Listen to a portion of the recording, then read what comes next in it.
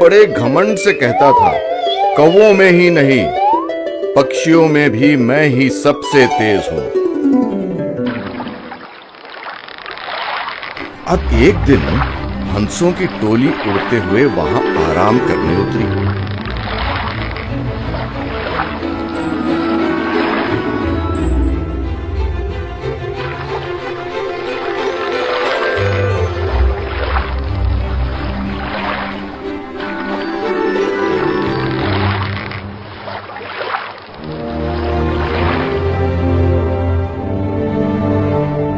अब हमें चलना चाहिए।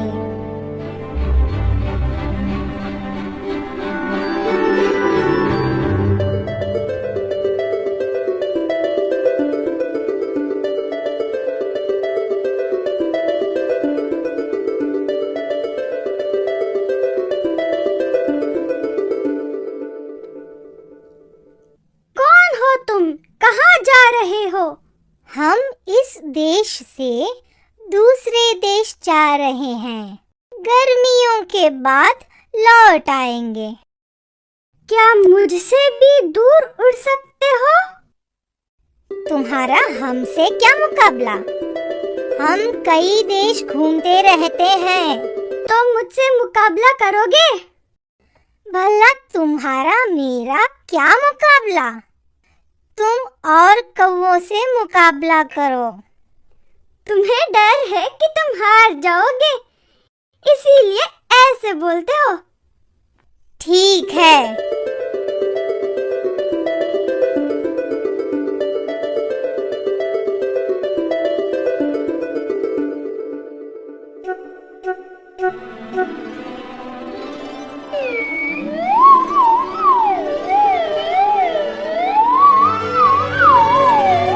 मुकाबला शुरू हुआ। कौवा अपनी करतबें दिखाने लगा। हंस बड़े आराम से उड़ रहा था। थोड़ी देर बाद कौवा थक गया और करतबें बंद कर आराम से उड़ने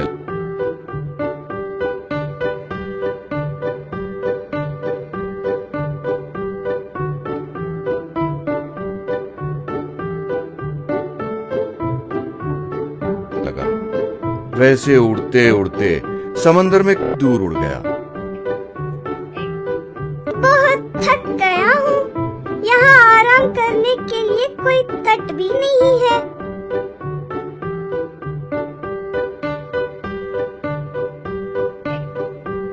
अरे, सिर चकरा रहा है। बचाओ, बचाओ।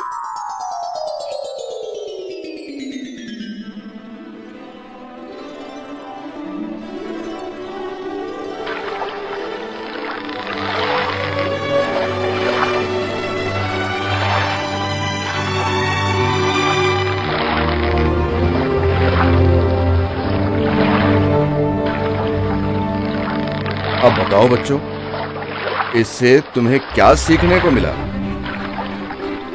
घमंडी का सर हमेशा नीचा होता है। एक गांव में एक किसान रहता था। वो बतख पालता था।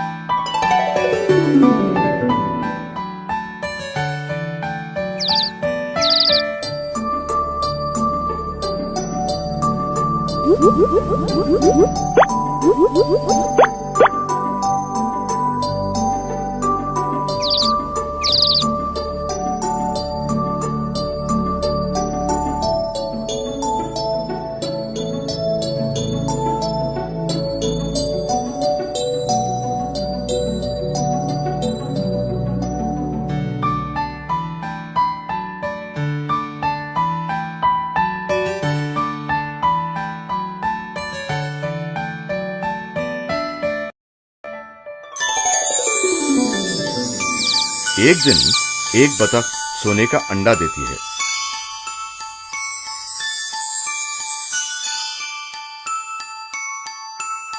सोने का अंडा, इससे मेरे सारे दुख दूर हो जाएंगे।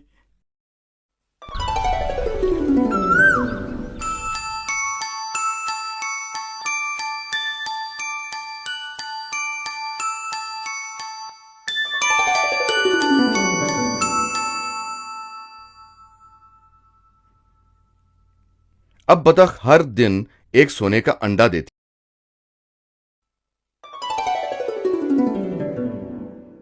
है। किसान धीरे धीरे धनवान हो गया। ऐसे में एक दिन क्यों जी, बतख के पेट में बहुत सारे सोने के अंडे होंगे, क्यों ना सभी एक साथ निकाल लें, हम फिर बहुत अमीर बन जाएंगे। ऐसा ही करते हैं।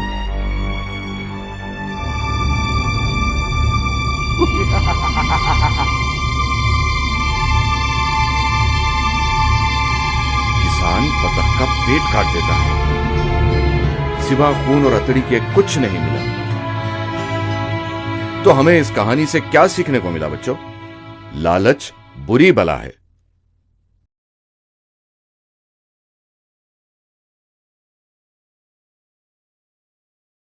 कुछ नहीं कर पाएंगे, ये सच है।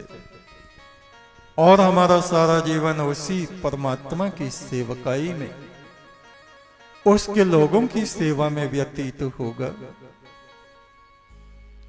ये ऐसा असर है जिसको परमेश्वर स्वयं चाहता है, उसको ये बातें प्रदान करता है। हो चुका था। अब सुंदर ने सोचा, हाँ, इस गांव में तो अब मुझे कोई काम नहीं मिलेगा, इसीलिए मुझे किसी दूसरे नगर में जाकर कोई काम ढूंढना चाहिए। ऐसा विचार बनाकर सुंदर अपना घर छोड़कर किसी दूसरे नगर में काम की तलाश में निकल पड़ा। जब वो दूसरे नगर में पहुंचा तो किस्मत ने उसका साथ दिया और उसे एक व्यापारी के यहाँ काम मिल गया। इस बार सुंदर ने बहुत ही मेहनत और ईमानदारी से काम किया। अब उसके जीवन की गाड़ी ठीक से चलने लगी।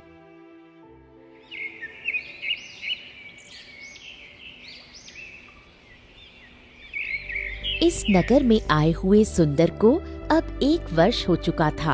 एक दिन उसने अपने मालिक से कहा, सेठ जी, मुझे यहाँ पर काम करते हुए अब 1 साल हो चुका है।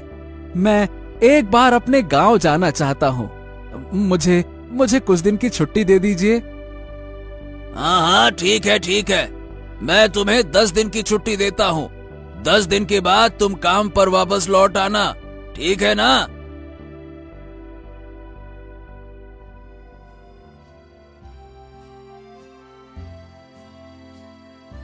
और इस तरह सुंदर अपने सेठ से छुट्टी लेकर गांव की तरफ चल दिया।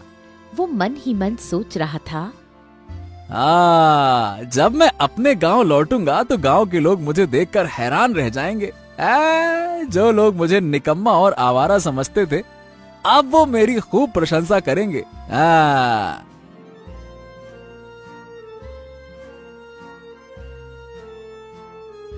अपने इन्हीं विचारों में खोया हुआ सुंदर जब रास्ते पर चल रहा था, तभी उसने देखा कि एक बूढ़ा आदमी अपने कंधों पर 3 गठरियां उठाए हुए शहर की तरफ जा रहा था। वो काफी बूढ़ा और कमजोर था और बहुत देर से इसी तरह सफर कर रहा था। आखिरकार थककर वो बूढ़ा एक पेड़ के नीचे बैठ गया। तभी उसकी नजर सामने से आते हुए नौजवान सुंदर पर पड़ी। सुंदर भी उसी दिशा में जा रहा था जिस दिशा में वो बूढ़ा फकीर जा रहा था। जब सुंदर उसके पास से गुजरा तो बूढ़ा फकीर कहने लगा, अरे सुनो बेटा, क्या तुम मेरी मदद कर सकते हो? अरे ये गठरी बहुत भारी है, क्योंकि मैं बूढ़ा हो चुका हूँ, इसीलिए ज्यादा देर तक इसका वजन नहीं उठा सकता। क्या क्यों ना तुम मेरी एक गठरी उठा लो और मुझे दूसरे गांव तक पहुंचा दो। देखो बेटा, इसके बदले में मैं तुम्हें 3 अशर्फियां दूंगा। बोलो।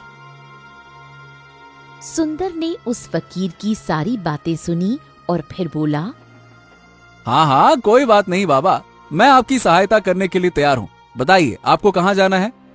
ये कहकर सुंदर ने उस फकीर की एक गठरी उठा ली और अपने कंधे पर रख ली। बाप रे बाप, ये गठरी तो सचमुच बहुत भारी है। बाबा इसे अकेले कैसे उठा रहे थे? बाप रे, ये इस उम्र में, मतलब मुझसे उम्र में इतने बड़े हैं और फिर भी इतना वजन उठा रखा था। ओफो, अच्छा हुआ जो मैं इन्हें रास्ते में मिल गया। चलो।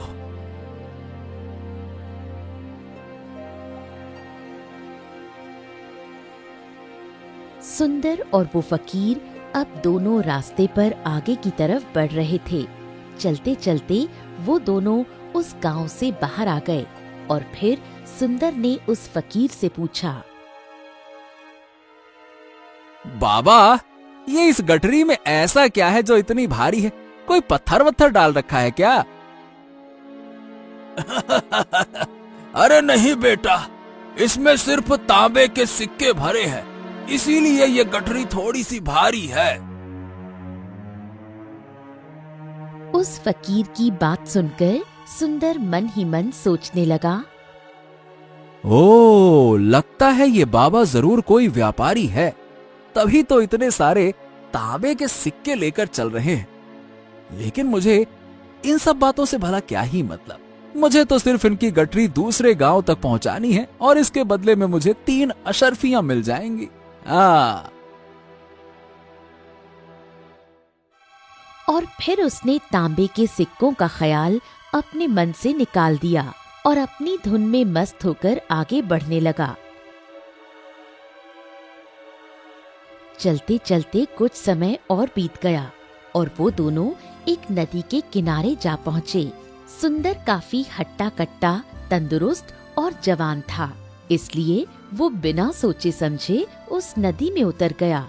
परंतु वो बूढ़ा आदमी अभी भी नदी के किनारे पर ही खड़ा था।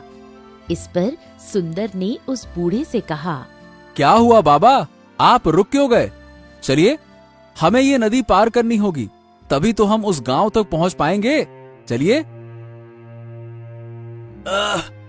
हाँ, मैं जानता हूँ बेटा कि हमें ये नदी पार करनी होगी, लेकिन जैसे कि तुम देख रहे हो, मैं अब बूढ़ा हो चुका हूँ और 2-2 गठरियां लेकर मैं ये नदी पार नहीं कर सकता। अगर कहीं मेरा पांव फिसल गया ना, तो फिर मेरा हो गया सत्यानाश। बेटा, क्या तुम मेरी एक और गठरी उठा सकते हो? इसके बदले में मैं तुम्हें 3 अशर्फियां और दे दूंगा। बोलो बेटा। बाबा, अब आप मुझे शर्मिंदा कर रहे हैं। अगर आप मुझे 3 अशर्फियां नहीं भी देंगे ना, तो भी मैं आपका ये काम कर दूंगा। मैं आपको आपके गांव तक सही सलामत अच्छे से पहुंचाऊंगा। चलो, आ जाओ। बेटा, तुम तो बहुत ही भले इंसान मालूम पड़ते हो। ये कहते हुए उस फकीर ने अपनी दूसरी गठरी भी सुंदर को थमा दी। सुंदर ने जब वो दूसरी गठरी भी अपने कंधे पर रखी तो उसे ये गठरी भी बहुत ही भारी लगी। लेकिन सुंदर चुप ही रहा और फिर दोनों ने जैसे तैसे नदी पार कर ली। नदी पार करने के बाद बातों बातों में ही सुंदर ने उस फकीर से कहा, बाबा, आखिर ये दूसरी गठरी में क्या है? क्योंकि ये दूसरी गठरी भी, बाप रे बाप, बहुत ही वजनदार है। बेटा, इसमें चांदी के सिक्के हैं, इसीलिए ये गठरी भी बहुत भारी है। फकीर की ये बातें सुनकर अब सुंदर का दिमाग तेजी से काम करने लगा। वो सोचने लगा, हाँ, एक गठरी में चांदी के सिक्के और दूसरी में तांबे के। लगता है ये फकीर बाबा कहीं दूर से आ रहे हैं और इन्होंने अपनी सारी जमीन जायदाद बेचकर ये सारे सिक्के इकट्ठा किए, तभी तो ये इतना धन लेकर चल रहे हैं। लेकिन सुंदर ने ये बात उन फकीर बाबा से नहीं बोली। वो दोनों चुपचाप रास्ते पर आगे ही बढ़ते चले जा रहे थे। कुछ देर तक आगे बढ़ने के बाद एक बार फिर एक सुनसान मार्ग आ गया। उस रास्ते पर आते ही सुंदर के मन में तरह तरह के विचार आने लगे। अब वो सोचने लगा, ये एक सुनसान रास्ता है। अगर मैं यहाँ से इन फकीर के ये सिक्के लेकर भाग जाऊं तो ये बूढ़ा फकीर कब तक मेरे पीछे भागेगा? मुझे नहीं लगता कि ये कभी मुझे पकड़ पाएंगे। और यहाँ पर इस समय कोई दूसरा आदमी भी नहीं है। हाँ, कोई नहीं है जो इन बूढ़े आदमी की मदद कर पाएगा।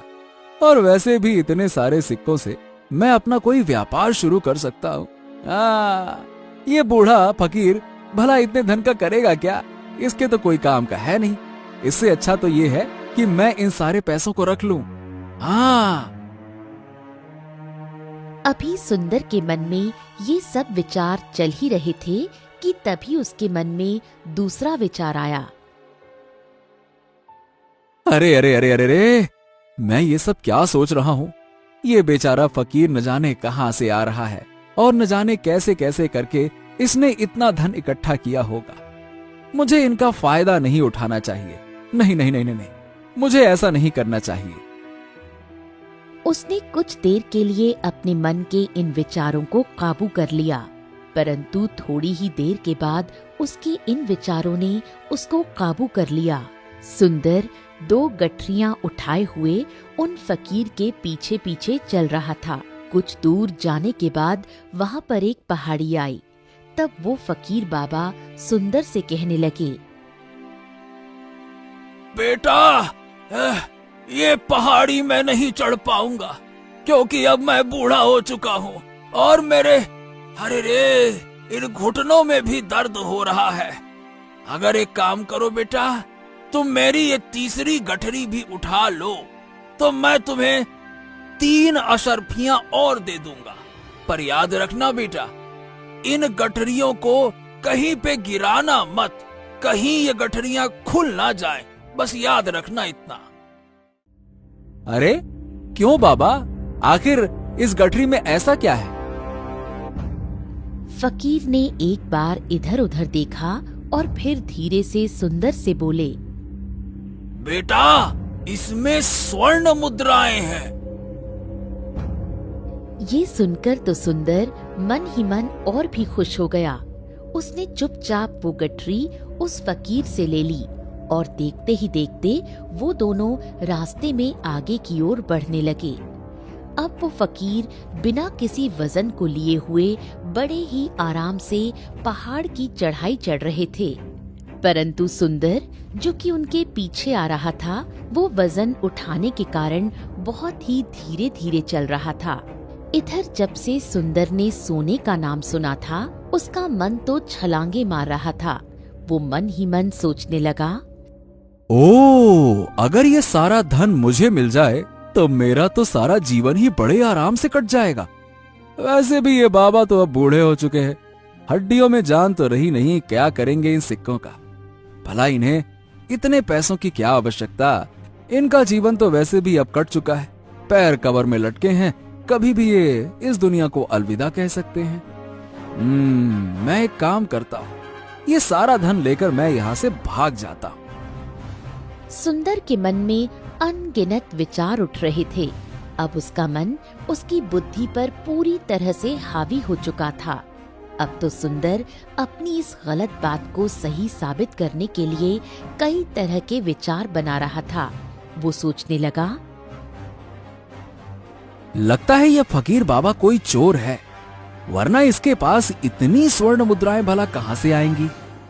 अगर ये कोई व्यापारी होता तो इस तरह से पैदल यात्रा तो नहीं करता, और अगर इनके पास इतने पैसे थे तो ये कोई ना कोई साधन जरूर कर सकते थे। पक्का ये कोई चोर है और चोरी का माल ही इस तरह से ले जाया जा रहा है।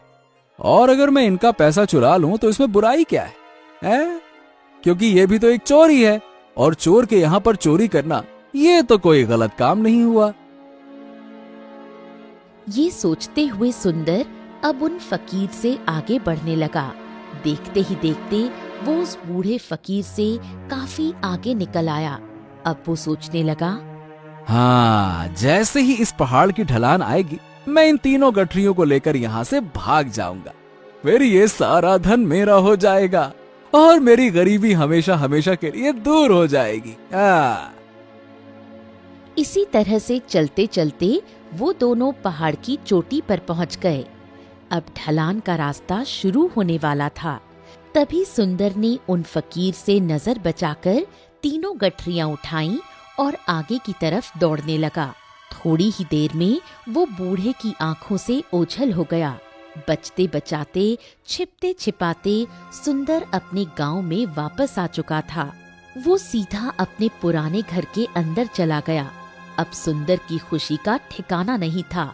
उसने सोचा, हाँ, क्यों न जल्दी से इन गठरियों को खोलकर सारा पैसा बाहर निकाल लो।